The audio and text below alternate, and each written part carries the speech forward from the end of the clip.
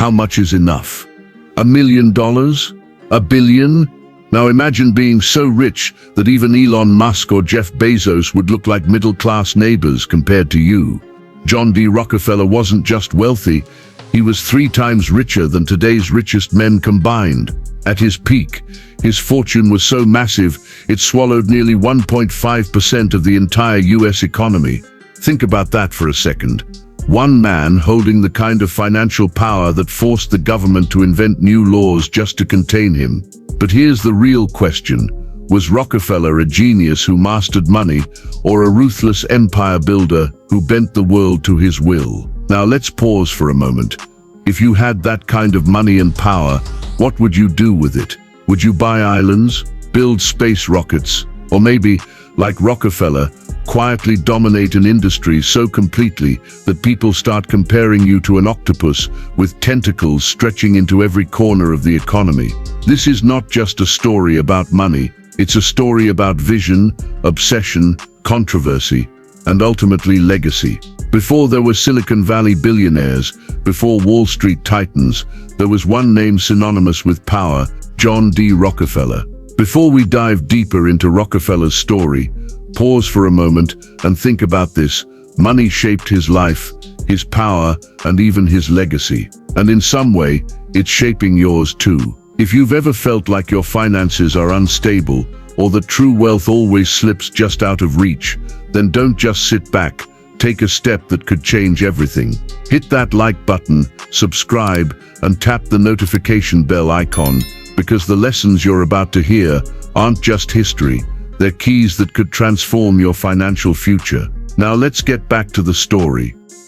Let's talk about the humble beginnings, shady role models. Rockefeller didn't come from royalty or privilege. He was born in 1839 in a small town in upstate New York. By all accounts, he was just an ordinary boy with an extraordinary destiny that no one could have predicted. His father, however, was far from ordinary, in the worst way possible. William Avery Rockefeller was a con man who styled himself as a traveling doctor, selling fake potions and homemade medicine. He was flashy, always dressing like he had money, even when he didn't. Some say he was even involved in horse stealing. Imagine growing up with a father like that, the kind of guy who taught you that appearances mattered more than honesty.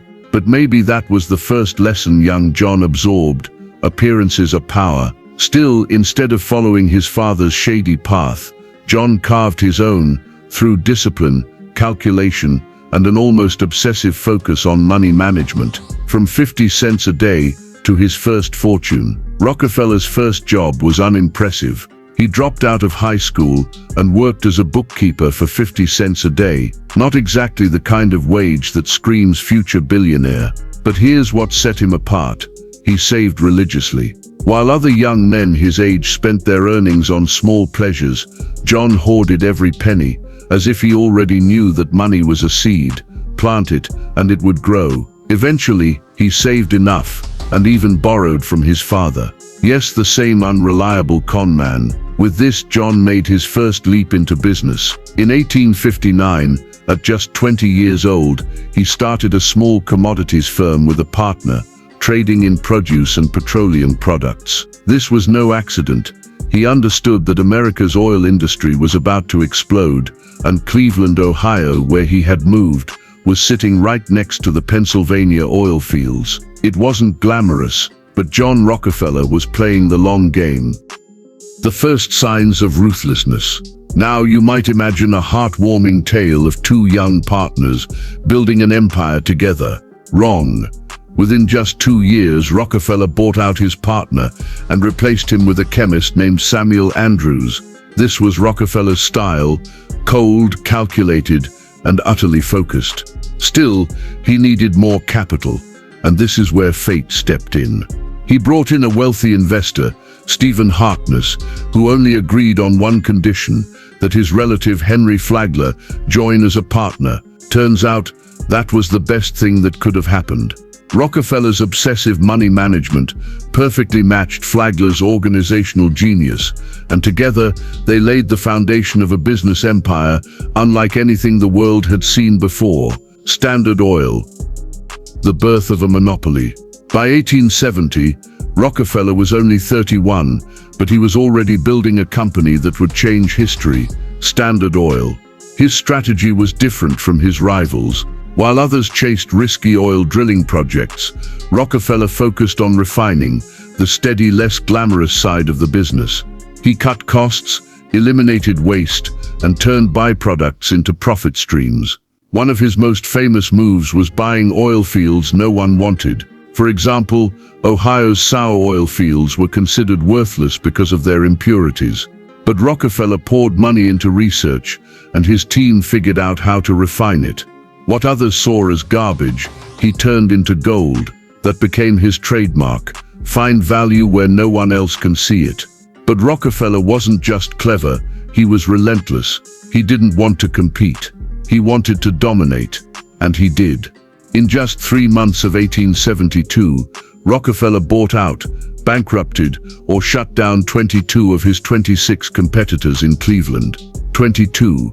Imagine being one of those small refiners, struggling to survive, and then Standard Oil swoops in like a tidal wave, buying you out for a fair price that wasn't really fair at all, because they were the ones driving you to bankruptcy in the first place. This was Rockefeller's game: efficiency, expansion, and elimination. The octopus of American capitalism. By negotiating secret deals with railroads, he slashed transportation costs that his competitors couldn't touch. Soon Standard Oil controlled 90% of U.S. refineries and pipelines. To the public, he became the face of corporate greed. Political cartoons portrayed Standard Oil as an octopus, its tentacles wrapped around steel, copper, shipping, state houses, even the White House. People hated him, but they couldn't ignore him. He was untouchable, that is, until the tide turned. The fall of a giant. The U.S. government finally stepped in. In 1911, after years of investigations and public outcry, the Supreme Court ruled that Standard Oil was an illegal monopoly and ordered it to be broken up into 34 separate companies.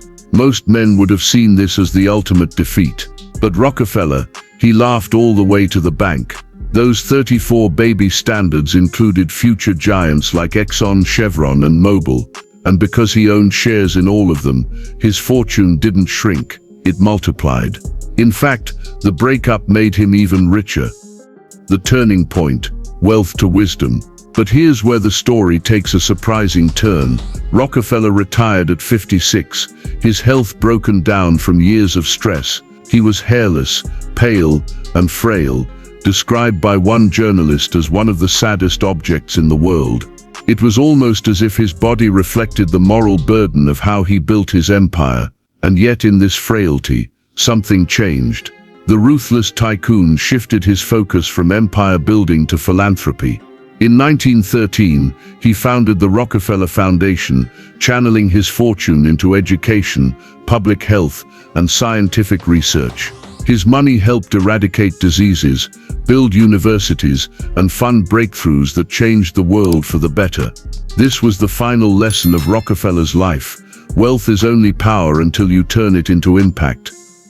The legacy of Rockefeller. Today, the Rockefeller family remains one of the wealthiest and most influential dynasties in history. And while people still debate whether John D. Rockefeller was a genius, a villain, or both, the truth is undeniable.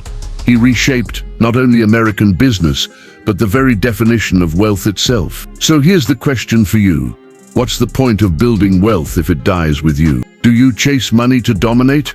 Or do you use it to create something that lasts? Because if Rockefeller's life teaches us anything, it's this: the way you earn your money builds your reputation, but the way you spend it defines your legacy. And that was the legacy of John D. Rockefeller, a man who proved that wealth can build empires, but only wisdom can build legacies. Now here's something for you.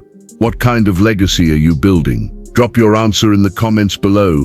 I'll be reading them and giving a heart to the most powerful ones. And if stories like this inspire you to think bigger about money, wealth, and your future, don't just watch, be part of this journey. Hit that like button, subscribe, and tap the bell, because the next video might just carry the one lesson that completely changes your financial story. Now let's go deeper into it. The philanthropist who learned from poverty. Rockefeller didn't come from wealth. He was raised in the poorer parts of America, where disease and poor sanitation were everywhere. Imagine living in a town where a simple cut could turn deadly, or where malaria could wipe out entire communities. Those memories shaped him. He knew the price of poor health, not in statistics, but in the cries of sick neighbors and funerals of friends. So when he rose to power, Rockefeller poured unprecedented amounts of money into public health. He helped establish the University of Chicago, a project so ambitious that people thought he was insane. He founded the Rockefeller Institute for Medical Research, which would later pioneer breakthroughs in biomedical science. His funding helped develop vaccines for meningitis and yellow fever, diseases that once terrorized entire continents. But here's the fascinating part. Rockefeller didn't believe in sprinkling his money everywhere. Instead of writing small checks to random causes, he poured massive sums into institutions with the potential to change humanity at its roots. Why feed one hungry man when you could create a system to grow food for nations? Why treat one patient when you could fund the science that prevents the disease altogether? Building schools, beating diseases, shaping nations. Rockefeller's vision wasn't confined to America. He funded China's first modern medical school. He founded schools of public health at Johns Hopkins in 1918 and Harvard in 1921. He launched global campaigns to fight hookworm, malaria, typhus and yellow fever, diseases that kept millions trapped in cycles of poverty. It wasn't just about charity, it was strategy.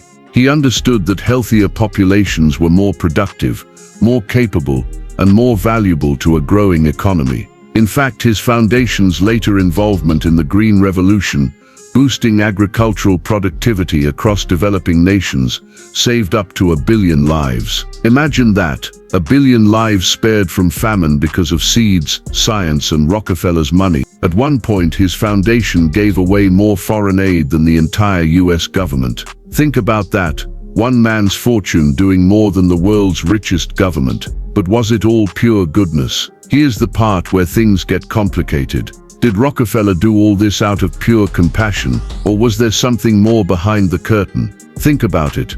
Philanthropy comes with tax advantages. Giving money away also softens a ruthless public image. And beyond wealth, philanthropy builds something money alone cannot: legacy. By the time Rockefeller died, he had given away so much that only a fraction of his fortune was left. In 1912, his fortune was estimated at nearly $900 million, an unimaginable sum back then. At his death, only $26 million remained in his estate.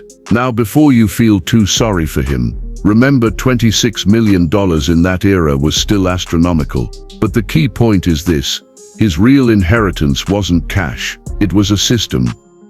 The secret to generational wealth. Here's what makes Rockefeller's story even more fascinating. While he gave away much of his money, the Rockefeller family is still worth billions today. How?